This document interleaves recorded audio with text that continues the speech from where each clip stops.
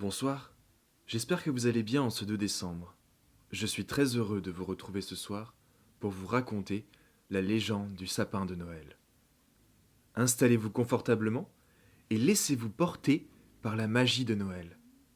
Le conte que vous allez entendre est issu de la tradition orale. Pas de Noël sans sapin. Qu'il soit naturel et répande dans la pièce une bonne odeur de résine ou artificielle, qu'il soit grand ou petit, vert ou blanc, garni de boules ou de guirlandes électriques, de bougies, de bonbons ou de cadeaux, vous êtes-vous jamais demandé pourquoi cet arbre-là et non un autre qui a été choisi pour faire un arbre de Noël? Lorsqu'il trône au centre de la pièce, tout paraît, du bas au faîte d'étoiles, de cheveux d'ange, de lumière. Il semble tellement majestueux qu'il est bien difficile de deviner qu'il est en vérité le plus modeste de tous les arbres. Et c'est justement à cause de sa modestie qu'il a été choisi pour apporter la joie de Noël aux petits et aux grands. Lorsque l'enfant Jésus naquit, il eut dans ce monde une grande effervescence. Toutes les choses animées en eurent une joie immense.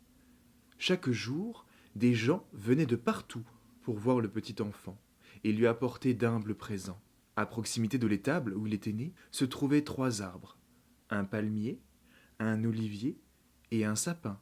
En voyant passer tous ces gens sous leurs branches, l'envie leur prit de donner eux aussi quelque chose à l'enfant Jésus. « Je vais prendre ma plus grande palme, dit le palmier, et je la mettrai près de la crèche pour éventer doucement le petit enfant. Moi, je presserai mes olives pour oindre ses petits pieds, dit l'olivier. Mais moi, que puis-je donner à l'enfant ? Demanda le sapin. Toi ? Dirent les 2 autres. Mais tu n'as rien à offrir. Tes aiguilles pointues piqueraient le bébé, et tes larmes sont résineuses. Elles sentent et collent bien trop fort. Le pauvre sapin se sentit très malheureux, et il dit avec tristesse : Vous avez raison, je n'ai rien d'assez bon pour être offert au petit enfant. Un ange, qui se tenait là tout près, immobile, entendit ce qui se passait. Il eut pitié du sapin, tellement humble et dépourvu d'envie, et il se résolut à l'aider. Dans le ciel, l'une après l'autre, les étoiles s'allumaient et commençaient à briller sous la voûte. L'ange alla demander à quelques-unes d'entre elles de descendre et de se poser sur les branches du sapin. Elles le firent volontiers, et l'arbre se trouva tout illuminé. De l'endroit où il était couché, le petit Jésus voit l'arbre, et ses yeux se mirent à briller devant les belles lumières. Le sapin s'en trouva tout réjoui. Bien longtemps plus tard, les gens, qui ne connaissaient pas cette histoire, prirent l'habitude de faire briller, dans chaque maison, la veille de Noël, un sapin tout garni de bougies allumées, tout pareil à celui qui avait brillé devant la crèche.